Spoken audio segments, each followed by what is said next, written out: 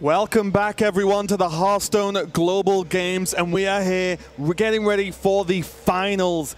Months of work from these teams is coming down to this single match. May God decide who is going to be deemed the best Hearthstone country in the world right now. I'm Raven, and joining me, as always, for this final cast is going to be Sottle. Are you excited for this one? Because it doesn't get better than this. It really doesn't, no. And what a story it would be for China after all the flack they've taken throughout the year. You know, quite justified in places about their performance when it comes onto the global stage, to then step onto what is perhaps the most global of stages, the Hearthstone Global Games Finals, now sitting here just one series away from claiming the title of greatest Hearthstone country in the world.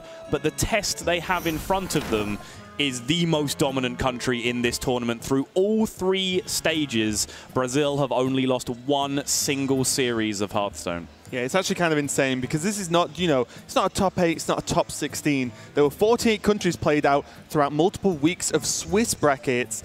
Then the top cut was qualified into a double elimination group stage. And then the top 8 have gone into a double elimination group stage here at Blizzcon, and they still have only lost one match of Hearthstone throughout this run, and that is what they are playing for right there. It is indeed, and it's an awesome-looking trophy. You got to take a look at it up close. We got in here on day one.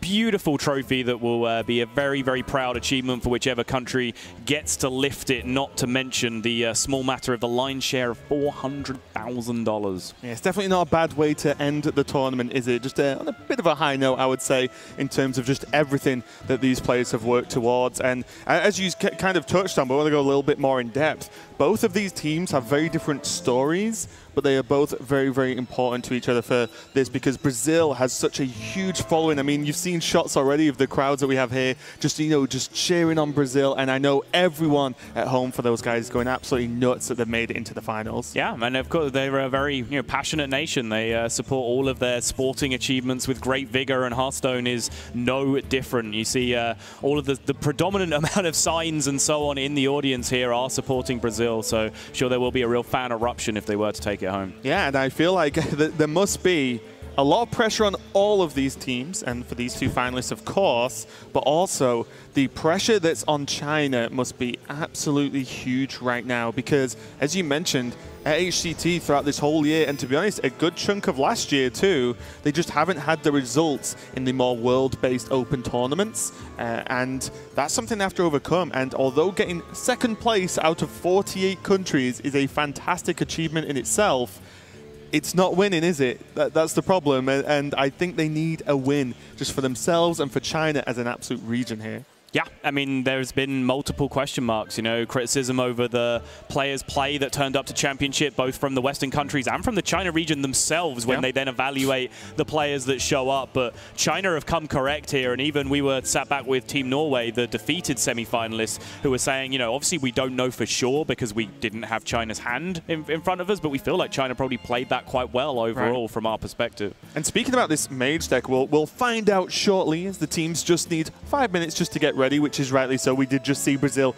literally only just walk off stage. They just need a few minutes to just prepare themselves. Yeah, come back and stand there for just another 2 hours. No big deal. Yeah, it'll be fine. Yeah. We're all right. We get the chairs. Yeah. But it's hard to play against that Mage deck, and Hunter Ace and the rest of Team Norway were telling us that at one point in the game, they just knew their opponent's hand were Hearthstone cards. That's all they could do. They knew they were Mage cards, and that's it. And hand tracking kind of goes out the window when they're playing with cards that aren't in the deck to begin with. And it's something that's a huge element of this format. You know, players in single-player competition have got very, very good at hand tracking, but in HGG, it's a completely different animal because you can essentially bookmark one of your players to just be doing hand tracking for you, and some teams have definitely done that. So the reads that we see from players in HGG are often above and beyond. You know, Norway was saying again, when they played Brazil last time, their reads were absolutely perfect throughout because not only could they pay more attention to cards in hand, they could read the facial expressions of Brazil as well quite accurately. Then suddenly you throw that Mage deck into the mix, and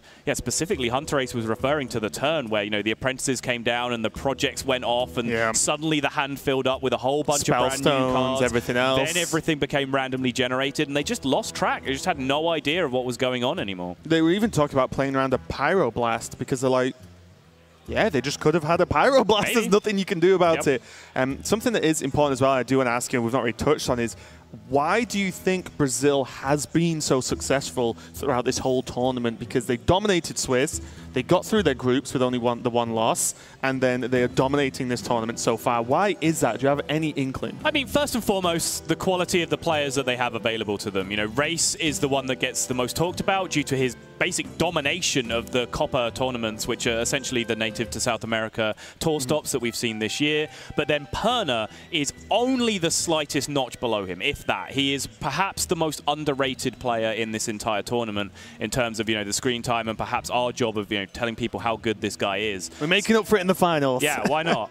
So when you have those two players at a minimum of just, you know, carrying the team in terms of, you know, quality of play, all you have to add to that is just good team synergy, and I think they've had that as well. It seems throughout that they've got a great friendly environment between them. Their communication has been good, and the one thing I'd say that they do need to try and focus up on is, I agree with Norway's assessment in the semi-final. They did give a lot away with their reactions, just because they're a very expressive group of people. It's one of the points, right? Being what we refer to as emotional players, it's not necessarily an insult. It really isn't. It's just the way you play the game. If you're, you know, stony face and stoic, or whether you just ride the emotions. Like, look at AK Wonder, for example. He's just an extremely emotional player, and he has many achievements to his name, so it's not a bad thing. But when your opponent, and when there's a group of you, that just magnifies one way or the other, right? Because you've got your teammates stood right next to you talking about the game. But I agree. I think it needs to be just kept in check a little bit here, because we see it, and we're also looking at the game a lot. They have 4 players, one of which can just stare at the other team if they really want, right? You can literally say, just watch every single thing they do.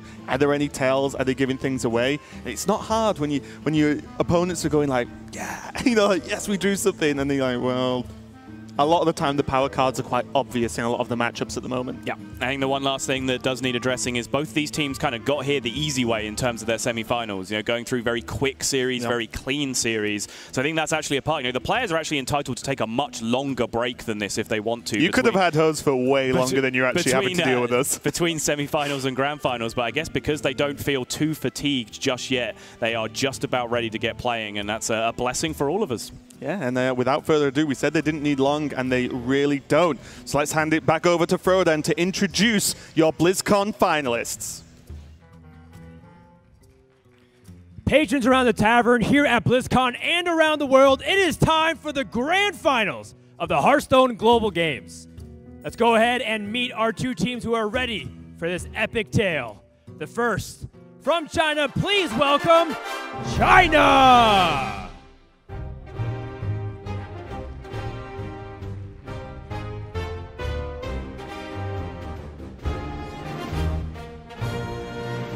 The other left, China is represented by Trunks, You-Hope, Omega Zero, and Lee.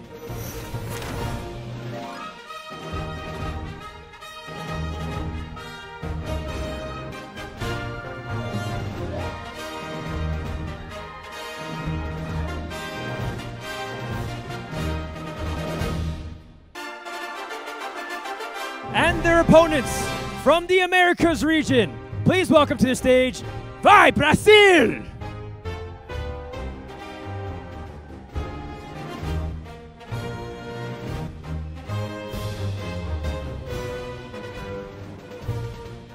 Brazil is represented by Lucas, Neves, Race, and Perna.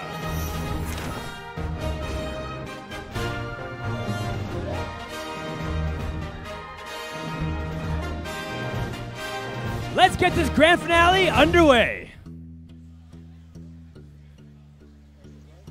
Okay, we are ready to go, and it's our absolute pleasure to kick off this grand finals of BlizzCon here for the Hearthstone Global Games. As we've said before, this is months of hard work for each of these teams, and it's all coming down to this. China versus Brazil. Who's going to take it? We are about to find out.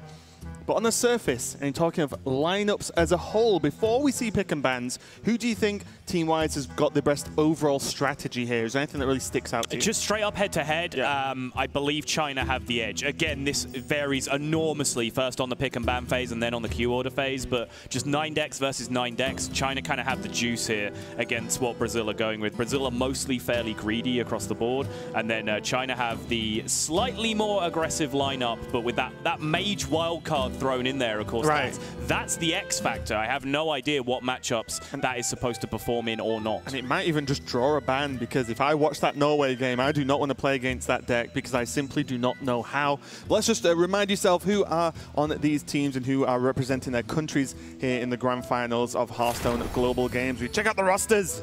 Brazil has Race, Perna, Lucas, and Neves. And then China has Lee, Trunks, Yulov, and Omega Zero. Some of the players, especially on the Chinese side of that board there, do have a lot of big stage experience. They may not have the results, but they have played on stages very similar to the one they stood on right now. Yeah, and it does seem as a unit that China are kind of functioning above the sum of their parts. So that was a legitimate use of the word unit. But because when we've seen them play in solo competition, like here's what I want to say. I think with China, there's this tendency to think outside the box, be it with lineups, with tech cards. You know, we see the Quest Mage here that plays right into that, but also with play as well. And sometimes those plays can be inspired, and sometimes they can lose you the game, right? There's a fine line between genius and madness, as the saying goes. When there's 4 of them, there's more players to put like checks and balances in terms of when someone has a wacky idea, you have 3 other very strong Hearthstone players to vet that idea and tell you whether it's a strong plan or not. I think that's probably what's leading to the heightened performance of China than when they play as an individual. And as long as that can work, and there is someone that does, you know, someone that thinks inside the box at least once or twice, that could be what you need to get done. But let's check out the picks and bans to see how this is shaken out, and most importantly, answer everyone's main question: are we going to see China play Mage? Let's find out. Druid banned off straight away, along with Rogue. I don't see a Mage yet, Sol, but these are the power picks, I would say, for the first 2 picks for each country. Yep. Oh, there it is. China just gobbled up that Mage. Second pick phase. Mage and Shaman taken up, so we will get to see it again. Brazil on the other side pick up their Mage as well, which is one of the most aggressive decks they have. It's that Warlock Mage on their side. So that would probably, I imagine, be a direct encounter that China will be looking to avoid. Try and get that Quest Mage up against something a little bit slower. And then finally, we end up with the final picks of Warrior for Brazil and the Hunter for China. Yeah, and I believe Brazil are actually playing the odd Quest Warrior. So I can actually forgive them for bringing, because it has a way to win the game a lot of the time. Unless parted by Norway, maybe. But let's check out the actual matchups, because you said we'll see the Mage. We might not if it's a 3-0 and Mage is lined up in games 4 or 5. Never mind, it's game 2. I am a very happy little person right now. We are going to kick it off, though, with a Hunter mirror match between Race and Yulov as pilots. But then, as you can see, it's the Warrior versus the Mage. And then the Mage versus the Warlock, followed by Rogue Druid. And then finally, if it comes to that final game, it's going to be the Paladin versus the Shaman. But we could talk about the Hunter when we get into it. But Warrior versus the Mage. It wasn't an OTK, you know. Discuss. It wasn't an infinite combo we saw that Mage get done. It's possible when we saw it. I know it's possible, but it didn't happen in the 1-game sample size we have on stream for this one. So it's going to interest me. That's actually, again, an interesting matchup, even though it is Odd Warrior. And the Fireplume's Heart, the Warrior quest that you brought up, is going to be crucial to that matchup, because otherwise we're seeing another one of those Bizarro World Norway games where you just have to try and play out your minions and beat up the deck with the inevitable win condition. With Quest Warrior available, you can just play Turbo Quest. You just cycle hard, you play your taunts, and then that 8 damage a turn is what you really try and rely on to race the Mage. But I honestly was slightly more impressed with the Mage deck than I was expecting to be.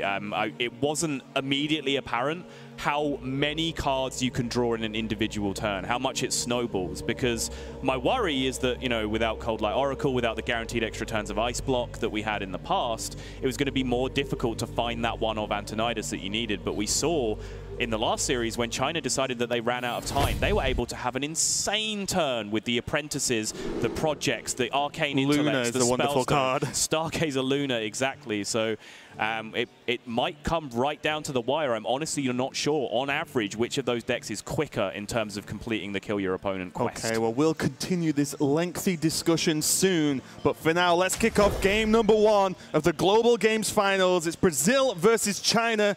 Both teams on the Hunter, and this is a game I can get into, because if there's anything I like, it's Hunter matchups. If there's anything I like, it's Hunter vs. Hunter. Just a massive weeb. Hunter X Hunter, Verse. Same thing, I guess. Well, I mean, the context of what we're watching. That makes more sense. You have to take these creative liberties every now and again. I just take every liberty every now and again. Wow. Okay. Not sure that's something you want on the record, but meanwhile, neither player having the strongest opening hand here. No Keleseth, but we do see Devilsaur Egg and Activator on Brazil's side, whereas China just has a bit more of a lonely egg that they can drop onto the board. And yeah, I guess Flanking Strike is quote-unquote an Activator, but not really where you want to be with your life. Right, and there's also as well this Spider Bomb, a card I'm learning to love even more and more the more I see it get played, is that you can actually just maybe pop an opponent's egg and then just kill the 5/5 straight away. And that often makes such a swing turn that not only have you removed the death rattle off the board to actually, you know, dodge the activations, you actually kill the one threat it generates anyway. So we could see that come into play. Both players, both teams keeping it pretty fair, just having Katharina on their hands now. So both teams have an opening of a very explosive turn, 7 or 8, depending on how Brazil use this coin. But also the next few turns are going to be vital because we've seen games where you now just draw all of the beasts in your deck and Katharina becomes very, very weak indeed. On that note, Brazil's beast makeup, they have the one charged Devilsaur as their additional beast in the floating spot, if you guess. And actually, China have more. They have the charged Devilsaur and a Savannah Highmane in there, as well as the standard beasts. Well, so you just have to say that China's Katharina is just more powerful, right? Because it's just more likely to summon something. We've talked about this a lot, where the second summon from the Death Rattle is fantastic, but not overly important a lot of the time. It's the initial, you need it to pull something good straight away to be able to get that high impact turn 8. China just go ahead, nice and easy turn, drop the egg. Brazil probably had some muted discussions about whether they wanted to accelerate and coin something out, but with Katharina in hand, the ability to be the first team playing Katharina by just coining that out on 7 is something that you do have to plan towards in this kind of mirror match. And just going back to the deck list, I think, you know, China do have a small edge there because some of the cards that they've cut to make room for things like that extra Savannah Highmane. It's a mind control tech, for example, which, you know, how impactful is it in this matchup? Yes, you can get some big late game swings, but I think in a high level open deck list situation, your opponent plays around mind control tech very effectively. Yeah, it can be a little bit difficult because the second you just leave a cube on the board, your opponent can maybe proc it and just create that board to steal from. Sure. And what I will say is, if you're behind and you get a strong mind control tech off, that next turn of attacks can often win you the game. You push too much, right? And we do see the Spider Bomb coming down now, being answered by the Flanking Strike and rocking the egg. And suddenly you might think, oh, but you know, they have the activator in the form of Play Dead. Well, guess what? Not next turn, but the turn after, they can just cube a 5/5 and then Play Dead it and then get 2 more from the cube itself. And again, these turns are just too overwhelming. As you mentioned about the mind control techs, Hunter does not realistically run a way to deal with a powerful wide board. And what that means is if you just explode onto the board with 5/5s early, 1, they have to kill them, and 2, they have to recover damage because they just take too much face damage for it to be a problem.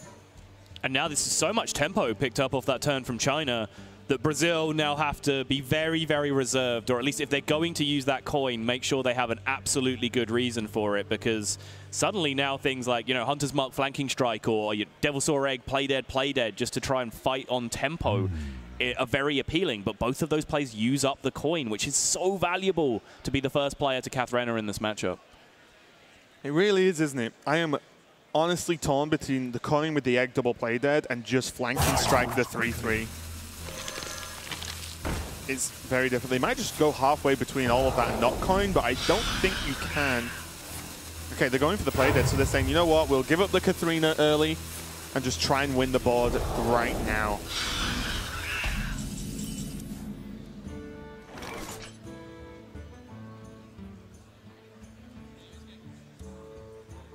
Does give a window to Brazil to actually just pummel this, because China can cube the 5/5, but then it has to go face.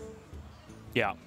And then it's even with Play Dead the next turn, well, it's still just a 4/6 on the board, and your 3/3 is kind of semi-insignificant right now with the Wolf. So you are giving Race and Team Brazil just a huge chance to actually just get too far ahead in this game before you can get this fancy cube Play Dead play even off.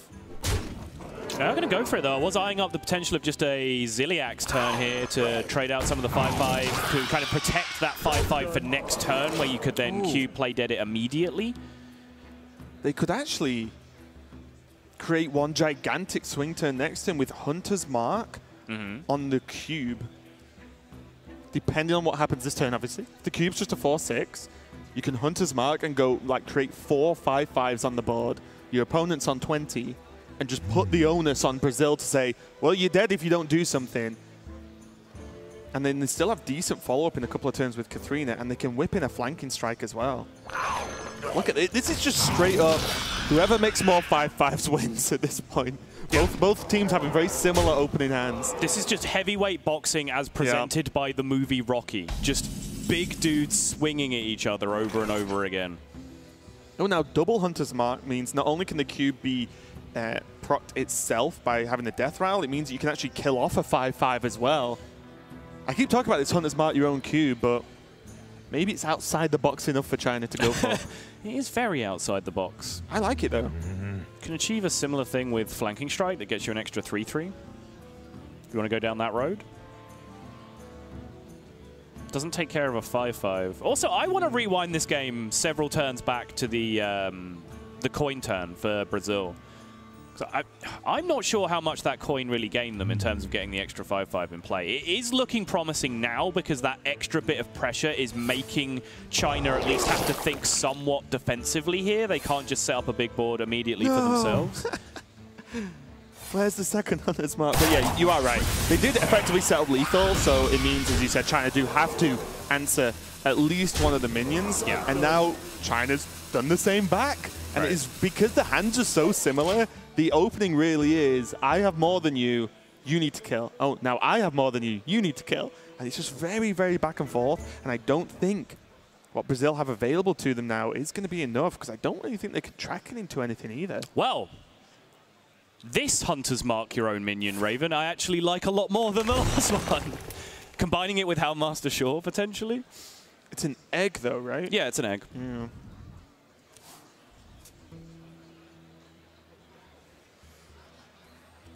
Yep, Devil Star Egg, thank you. Lovely production team.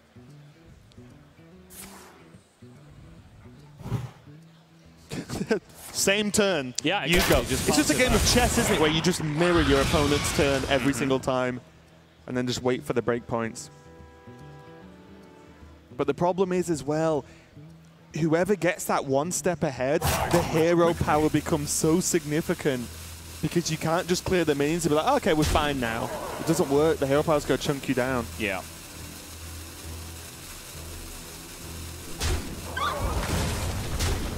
So it's already 11, only 2 damage required from China to win this game, and there's 1.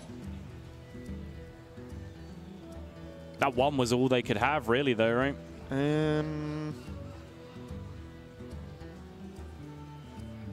Yes.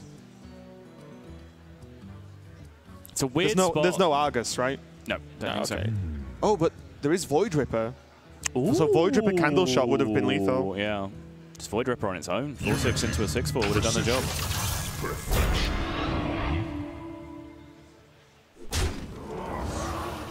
This Ziliak's is huge, though, because the way the game's progressed over the last couple of turns is both teams have had to kind of respect each other. Right. This Ziliak's kind of entitles you to a little lack of respect because, you know, you do get the healing, you do put a taunt in the way, so it allows China, if they want to here, to be much more aggressive than they'd have to otherwise. Yeah, and the biggest thing for me here is for Team China, I don't see past a Candle Shot Hunter's Mark because then you clear everything except 2 eggs off the board. And yes, you're not going face, and maybe they'll push the damage to face and go halfway, but they could clear everything, leave 2 eggs on the board and say, how do you even kill us at this point? Yeah. 9.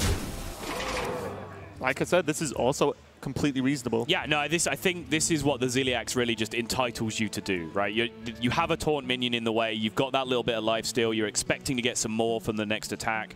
These minions are very innocuous in terms of the trades they can make back into you. I don't really see any massive downside to trading with them. Sorry, to going face there and pushing the damage to end the game next turn. Rexar possibly a downside? Doesn't really matter, right? Doesn't change anything? Well, if you trading is worse against Vexar, Vexar, because right? the damage is done. You just miss damage. And Yeah, the no, trade's you're the right. same. You're right. I'm just trying to think of the crazy situations that could come up, but I think you are right. And there's a big difference right now between having eggs and having dinosaurs, as you would believe.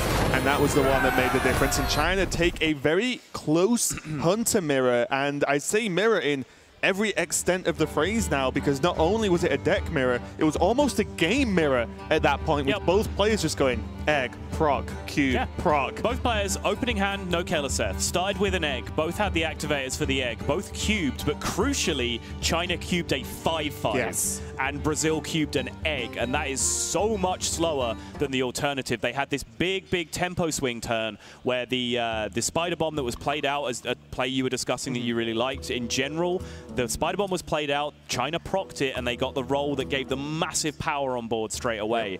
That was the point where Brazil then had to give up their coin as a tempo play to try and load back onto the board. But then again, the mirror match just resumed. They kind of echoed each other's plays, and you could see that even if the game stalemated again, it would have kept mirroring. Catharena on one side into Catharena on the other side. Sometimes Hearthstone just works like that, I guess. Very equal and mirrored way to play the first game, but China did take the first step to becoming the champions. We're going to find out if they can continue that and maybe even sweep one of the favorites in the form of Brazil right after this, so don't go anywhere. Welcome back to the Hearthstone Global Games. New for the second season, we're proud to introduce HGG Cheer. Cheering is a way to show support for players and regions while boosting your presence in chat using bits, a virtual good you can buy on Twitch. Along the way, you'll unlock Hearthstone packs, new Twitch emotes, and a unique card back, while the players earn a share of the revenue. We'll see you in the tavern.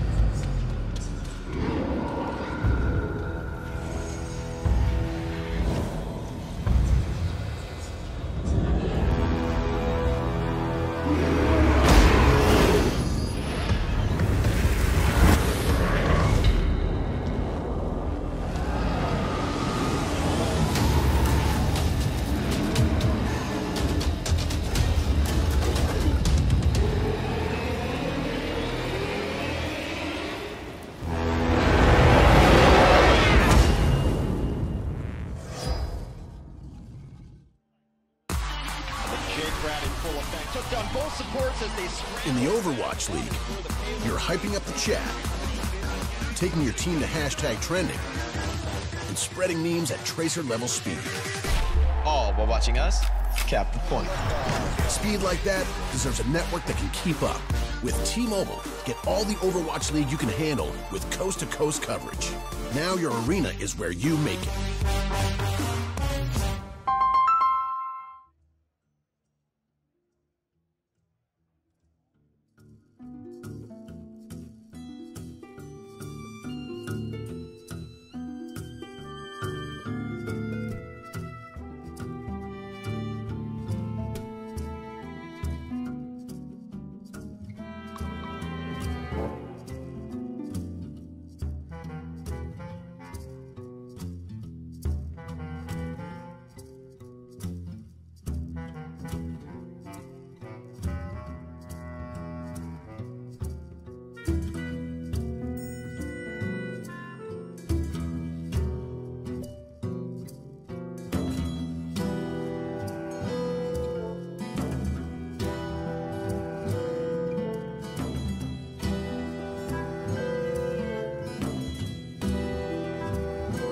The 2018 Hearthstone Global Games are brought to you in part by Republic of Gamers, Corsair, T-Mobile, Samsung SSD, and NVIDIA.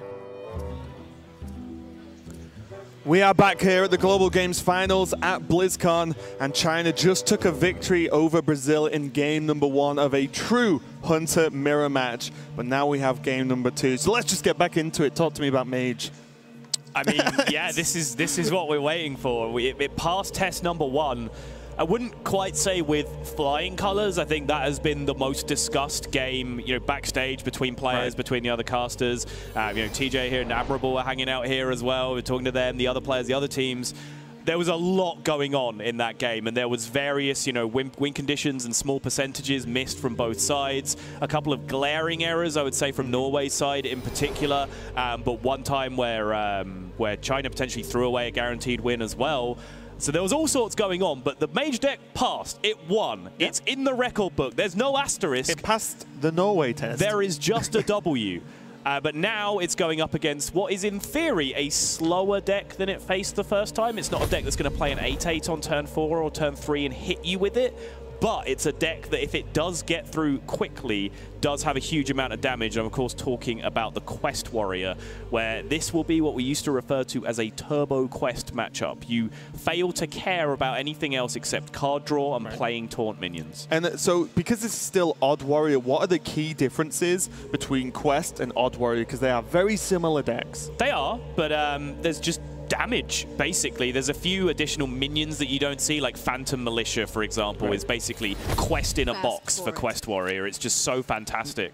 And what does the deck lose to enable to play the Quest? I think people would be quite interested to actually know about, oh, there's Odd Warrior that you can actually run the Quest in and just kill people with. Yeah, it loses some of its kind of anti-aggro stability, right? And that's why we see some of the taunt minions that are being played are things like Abomination to try and regain a few of those percentage points. But it doesn't really matter in this particular matchup that we're facing down right now, because all that really matters is hero powers, card draw, and damage. And that Blackwalled Pixie is something that could be a seriously key minion here, even if it's just to push damage early on. If they do choose to hold on to it to the late game, that could represent so much burst damage later on. Yeah, it's one of the benefits of the shape of this minion is, okay, if you're playing against a super slow deck and you want to just wait for the value play later on, fine. Yeah. But also, it's just a decent shape on 3. It's a 3-4 that actually starts just chunking away for damage. And outside of a Doomsayer, there aren't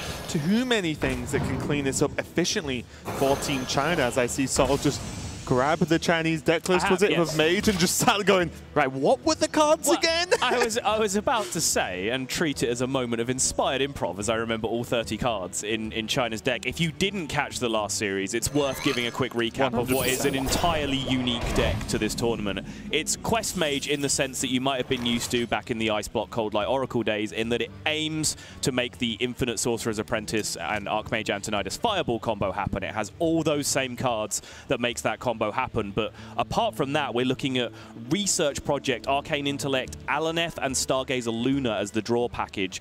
Only Frostnova and Doomsayer in terms of removal and stall, and then there's this weird kind of quasi-elemental package where there's less of Ruby Spellstone, which gives you random mage spells but requires elementals to upgrade it, so therefore we then see the Fireflies coming into the deck as well. Yeah, look at that Spellstone indeed. It's pretty heavily upgraded as far as I can see, at least.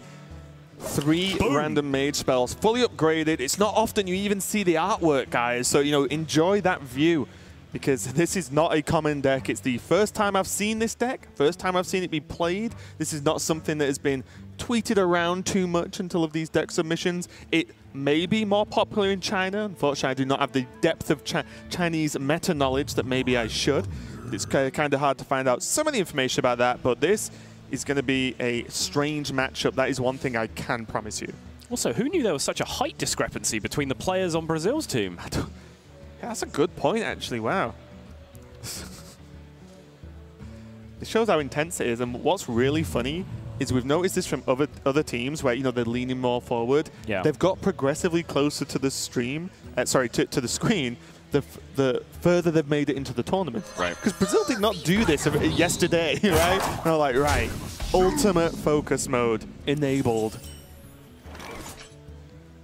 I wonder how closely as well they've watched the China versus Norway match.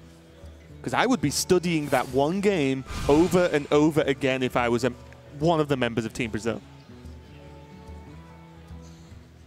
So they do rip their Spellstone. Breath of Syndragosa, Vaporize, and a Pyroblast are picked up here. Pyroblast, a pretty big whiff, honestly. 10 damage, unlikely to be relevant, really, unless they're forced to go for another kind of those weird quasi-pushes that they did in the last series, where it will be great as a finisher. But just in terms of quest completion, you just want cheap spells, or as cheap as possible. Yeah, and also the fact that they're against a deck that does not have damage permanence. Yes. It means that the Pyro is still obviously 10 damage, but as you can see, Warrior can gain health quite easily, i.e. every single turn at worst for 2 mana, which means that Pyroblast's effectiveness just erodes over time the more they can press the armor up. Wax Elemental, yeah, I was going to say, take the Waxy Boy, play it nice and cheap now. You have double Phantom Militia to follow this up, and an Abomination. Brazil are very much getting there with the fabled turbo quest that they need in this matchup. Yeah, not a super common list with this quest, but you know, it harkens back to the early days of Quest Warrior, where all the discovers, really, most of them were just the cheapest thing. You're not playing a long, late control game. You're trying to just get to the quest as quickly as possible, and guess what? 1 mana taunts that proc your quest are fantastic cards in that deck. Reality woven. Arcane Artificer mainly played to just get it out of the hand, I think, more than anything. Yes, the armor gain isn't huge, but you need hand space when you're going to draw as heavily as this deck can. We're so far into this card existing, and you still call it Artificer. Yeah, it fishes for arty armor. Apparently, yeah. It's just hanging off a pier, angling for some Monets. Yeah, there you go.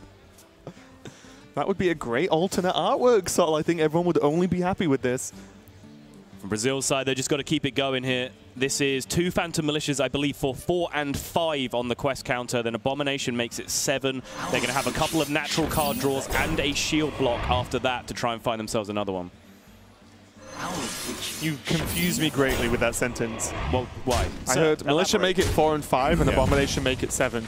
Did I? Okay. I'm like, but what about 6, Sol? Sorry, I misspoke. Abomination would make it 6. Yeah, we're just skipping 6 nowadays.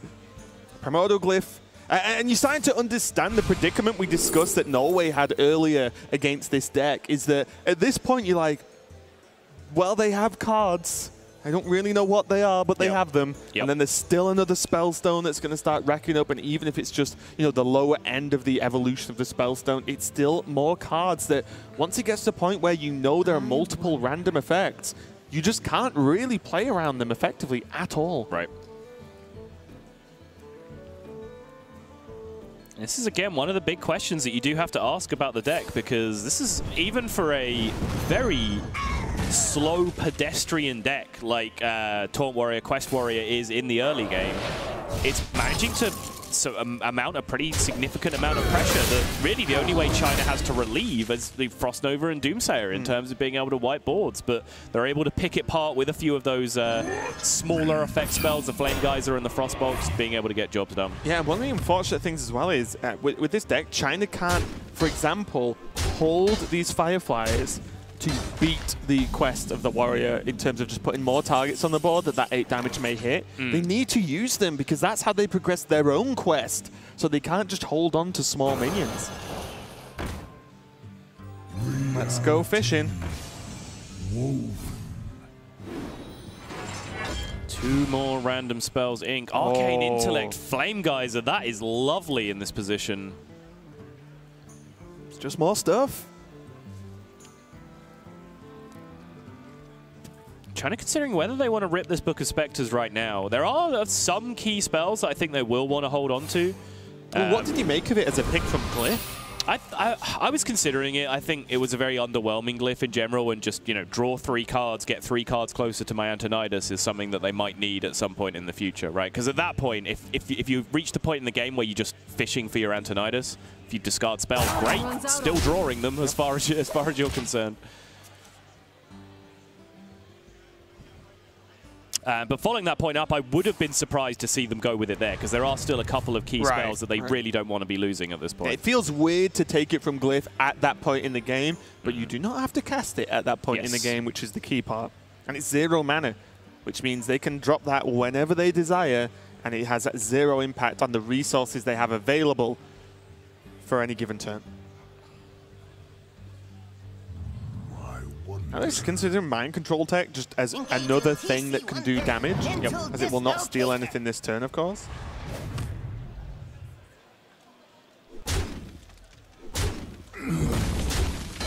rid of the armor, or the armor generation, should I say, and still just pushing the rest to face. The Abomination, of course, will kill off these 1-1 and 1-2 if it does die, but even more card draw available. There's a glyph in hand as well.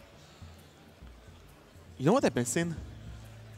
Go on. Little Sorcerer's Apprentice. Because they have a Molten Reflection and they have a lot of already cheap spells that 2 apprentices would make a lot of impact on. It's not like, you know, outside this Pyroblast, they can pretty much cast their hand if they drew 1 Sorcerer's Apprentice. There she is. Those 2 draws really improve their hand quality significantly. Next turn, they are drawing their deck. They still have coin available as well, when we haven't really paid attention to, which does count as another spell that is castable. It's very true. There is a generated Flame Geyser, which I believe is number 3 for them, and they're just going to go ahead and drop out the Stargazer Luna here.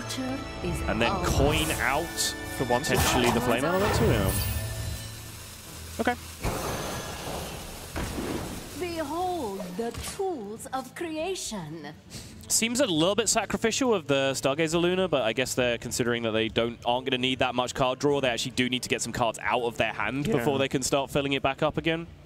Especially if one of the problems you have to just be a little bit careful of is if Luna's on the board and the far right card is like Arcane Intellect. Right. And you're like, oh, okay. Because one thing they cannot do in this game is burn Antonidas. You have to be extremely careful that that doesn't happen.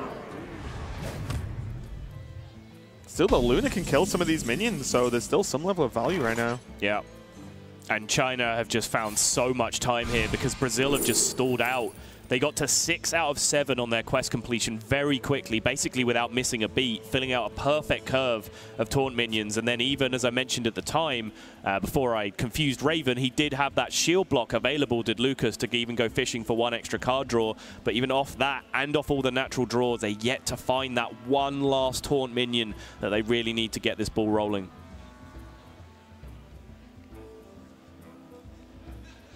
This could be so bad. I mean, they have a lot of taunts in the deck, so it could easily be next turn. But the second it's what, like 2 turns from now, even then that feels late. Yep. Too late maybe.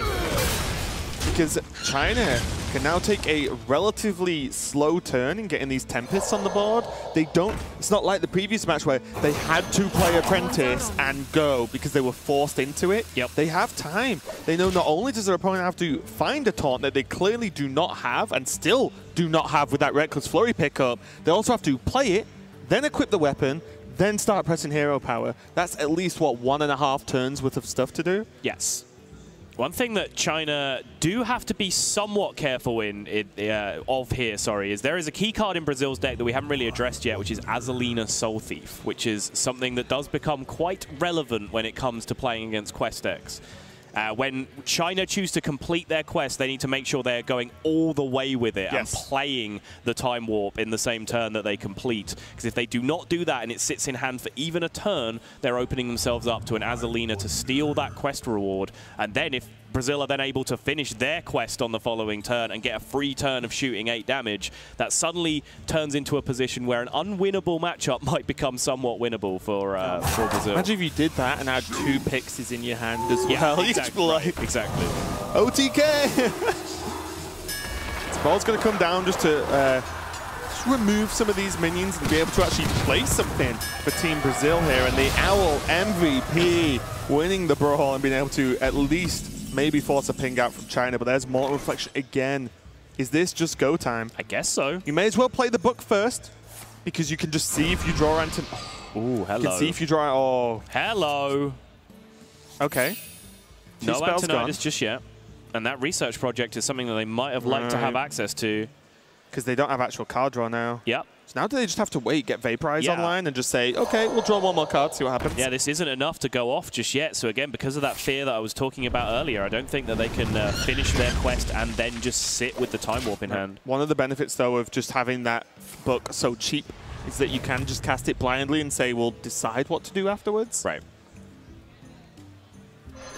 And again, here's another new spell for China to play with. After this Tempest is dead, it's a Frostbolt.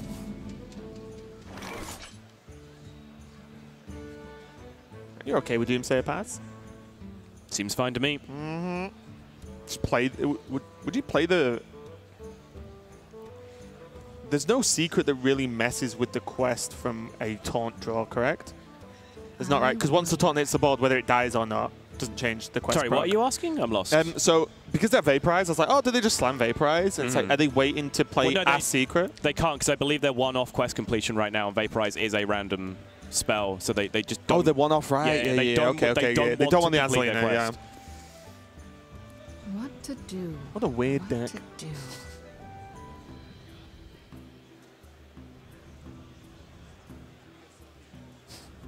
Pyroblast. Also not playable to complete the quest. Raven, same issue as last time. I'm just going to keep trying to pit the cards. Flame. Now, Doomsayer straight away. First play we talked about, and the most simple, straightforward. They need to wait to get the key cards locked and loaded to go. Because the ping not going to be impactful on face, because they will, when they want to go, they will have unlimited damage. That says taunt on it. It does.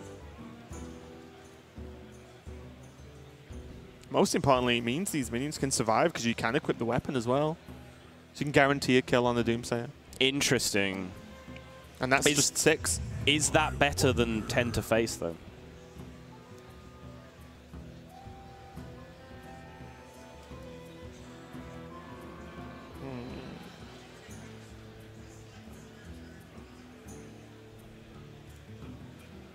Well, you're swinging the weapon, right? I guess so. I think you kill the Doomsayer with the Ziliax and the weapon. Push 3. Okay. And then you have 2 3-attack minions, the second charge of the weapon, and then freedom of hero power. I can see that. Because this is just 6 a turn, and there's not many 6s left in China's health pool right now. Yeah. I guess I'm just asking, like, how much repeat damage do you expect these minions to get versus just throwing them out there? But I guess you immediately make it back if it just lives 1 turn, so seems reasonable. Now this is just lethal without the minions if the hero power can go face. Yep, and now that's China's sign to just go off, but they picked up the research project, and that changes everything. So now, after having to wait for multiple turns to complete this quest, because of the fear of the Azalina coming out, they draw the cycle in the perfect turn. There's the Antonidas off the top.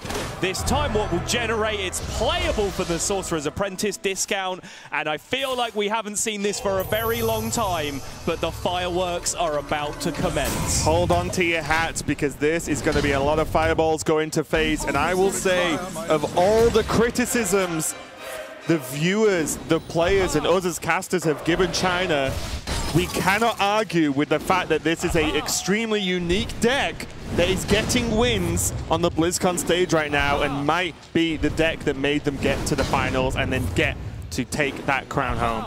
I'm just enjoying this, Raven. If there's one thing that sometimes frustrates me about Hearthstone, it's the lack of just complete goofball combo decks that work, and this is just scratching my itch right now. Yeah, and now I got to consider, is Brazil not conceding because they want to discuss strategy for the next game? They're like, we'll take this time, actually. This is fine.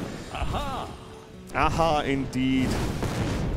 We did once test, in a moment of extreme boredom, how much armor it took before you couldn't out-APM the rope and finish it, but it's a lot more than Brazil had in that position. That is going to end 2-0 for China. They swept last time, including a Quest Mage victory. They are looking for back-to-back 3 donut victories. Whew! I'm just kind of shocked. When honestly, this is completely true, we saw the deck lists, and we genuinely saw China's lists, went straight to the Mage, and we all just went, what is this? How does it win? How does it work? You know, Quest Mage, how does it work? Okay, how does it get wins versus a variety of decks? Because in global games, this isn't just a 4-deck format, you get to ban an annoying one and deal with it. This is 9 decks you have to consider at all times, what your opponent's going to ban, what you're going to ban. You might face the most aggressive deck in the game or the most controlling deck in the game. Yep. How do you build a deck like this after all of that information and then win with it? Very impressive as far as I'm concerned, and I'm not going to lie, it's been a joy to cast. I will say, though, as the players are just getting ready for the next game, just want to remind you, we've been talking about it all weekend, but there is the Blizzard Esports app that you can download on iOS and Android. And this app is pretty incredible. Whether you just follow Hearthstone or follow all of the Blizzard Esports titles, this single app gives you updates on all of the esports titles that they do, when they're going on, what's going on, scores, links to streams so you can watch it as well. Everything you need to know about Blizzard Esports. Yeah, it'll be a huge asset to anyone that does want to follow, even if it is just Hearthstone or any of the other Blizzard Esports titles. That is the companion app you need for Android or iOS. It really is. But what's the next matchup we've got going on? Great question. Between these players. It is Mage versus Warlock, the reversal of the classes, but very, very different decks. This is a Murloc Mage coming out the other way. Yeah, and which Warlock is it? Let me just check for you. Oh, I'm testing you, Sol, and you failed. China's Warlock is the Zoo. Of course it is. Yeah, we saw it in the previous series with that Soulfire off the top for the Leroy double Soulfire lethal. Okay, what I don't even look.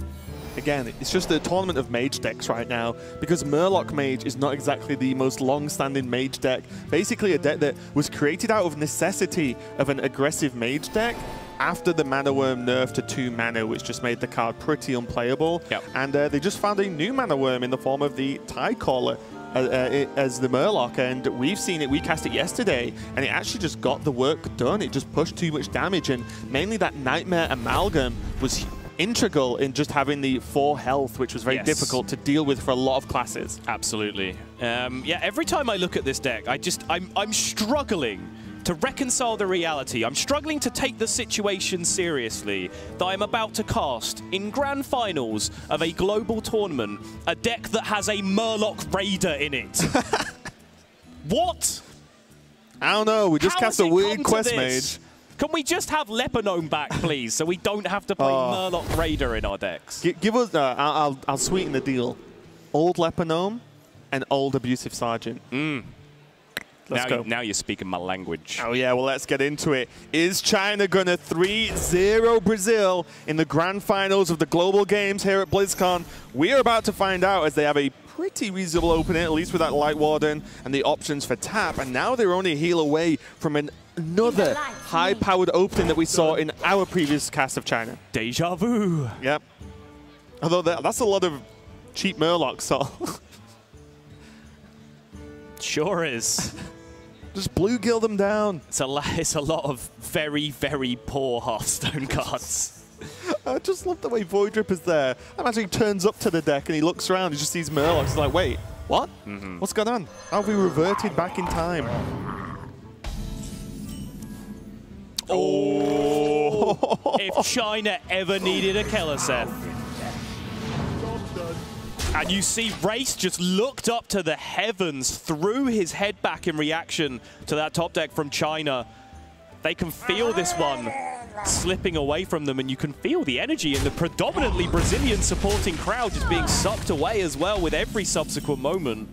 Oh, Saronite first draw off the top as well. Not playable on 3, but it's the dream draw for next turn. I am less hearing the anguish from the Brazilian fans in the audience and more feeling it, to be completely honest right now. I'm tasting it. Yeah, this is rough. Luna is definitely not bad to just drop on the board. It opens up options for the following turn. But look at this. There's the buffed Chain Gang. One of, if not the most powerful follow-up to a Keleseth is to draw Chain Gang that is buffed.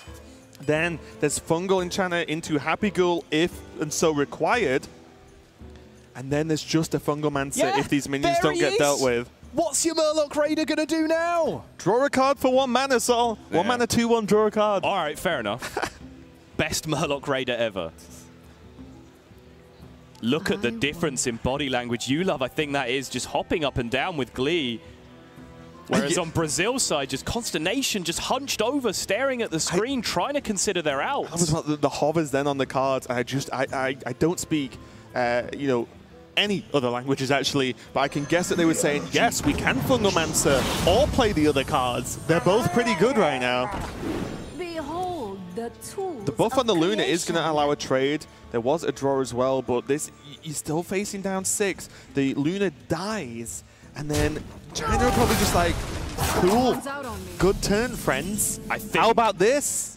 Potentially Fungalmancer can end this game. Fungal Enchanter Happy Ghoul has a very similar That's what I'm saying. well. They hovered over them both saying, oh, which one do we want to play next turn? But this is the kind of position that the aggressive Mage decks have just never been able to fight back from. They don't have the ability to swing back from this far behind on the board. This one could be slipping away. China are looking step by step closer to an incredible team victory. They really are, and if a country ever needed some kind of win this year, it is China, and this could be the redemption story paying off for these players. And there's a draw of Happy Ghoul with Fungal Enchanter, double Happy Ghoul that have been buffed by Keliseth. I do not think there are cards that even exist in the game that can dig Perna and Team Brazil out of this. They know, they understand, Brazil know, Brazil understand, they give the round of applause. There may be a big dose of sarcasm behind that, but nevertheless it is a figurative concession, and I think very soon we might see a literal one. Yeah, there's a Tide Caller into a Discover from the Primal Fin Lookout, another card I can't believe we're talking about in the finals of the Global Games, but I believe that is going to be it. Brazil concede, and China are your Hearthstone Global Games champions. What a story! Singly, as players, they have struggled throughout the year to perform in tournaments like HCT, but in global games, they have dominated, and they take the win today. Greater than the sum of their parts, China, as a nation, have taken it down, but massive congratulations also to Brazil. They had the best overall record throughout the entire tournament, only losing a single series up until this point. And you saw what it meant to them at the end there. They immediately got into a group huddle. They've probably grown as friends and people throughout this experience, but still, this is China's moment. Okay, and that's enough from us for the day. It is an absolute pleasure to bring you these finals and to bring you the Global Games from Sol and myself. But more importantly, let's hear from the winning team standing by with Frodan. It's been 4 years since China's been able to return to the global stage grand finals, and this time China takes its first grand tournament. I want to get to know these players' thoughts and how much this victory means to them. 这是4年来中国首次获得大赛的一个冠军，这对中国所有的炉石玩家来说应该是至关重要，意义深远。那他想，Frodan 想问问你们现在的感受如何？这对你们意味着什么？首先来讲，必须要谢谢中国的水友，然后给我们进行投票，让我们来到这里，实现了我们的一个梦想。然后在打比赛之前，然后发微博，我说。请把你们的元气借给我们。然后今天我们的所有的喊的神抽全部都来了，这可能是我们中国的国服的一个集体的力量，真的谢谢你们了，谢谢你们。我相信这是我们第一个冠军，那绝对不是第二个，这只是一个冲锋的号角吧。我希望我们肯定在各个大赛都会崭露头角的。I want to shout out to the whole Chinese community for their support and voting for us. That's the only reason we can be here. And I think even though this is like the first big trophy that we got from the tournament since the past 4 years, but I think it will never be the first one. It's just the beginning. That's a great answer to me. I want to also know about what's it like winning as a team, because a lot of people always cheer for Chinese individuals, but it must feel so much sweeter doing it with some of your friends and teammates.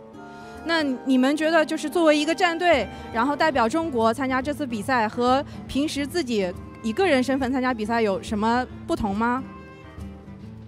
可能战队更加要求一些团队的协作，我们在各个的所擅长的领域全都不一样，而且我们又非常的协调的合在一起，所以我觉得我们这次表现得非常非常好，我们非常满意，非常开心，谢谢。We think we did a perfect teamwork together, and it feels really, really well because it's totally different than like playing individually, because we can put together our joint effort and make up each other's disadvantage as a whole team. So it's pretty awesome. And that's what makes the Hearthstone Global Games special. Cho from Hearthstone Esports is here to present your gold medals for China. Let's give it up for our Hearthstone Global Games 2018 champions. It's you, love. Lee, Omega Zero, and Trunks. And here to present the trophy, we also have Sam Brayworth from Blizzard Hearthstone Esports to also present.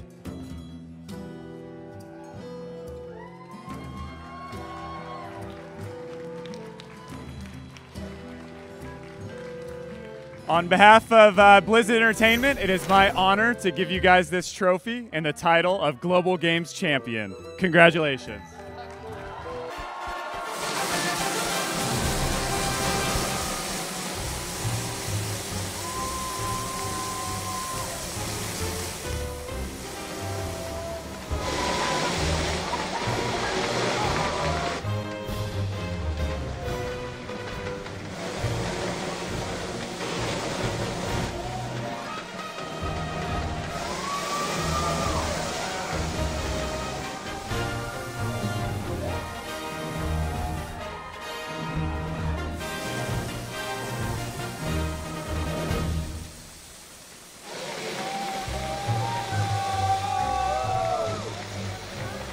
It's been a wonderful 3 months competing, beginning with 48 countries and over $400,000, but only one country has stood on top, and that is China.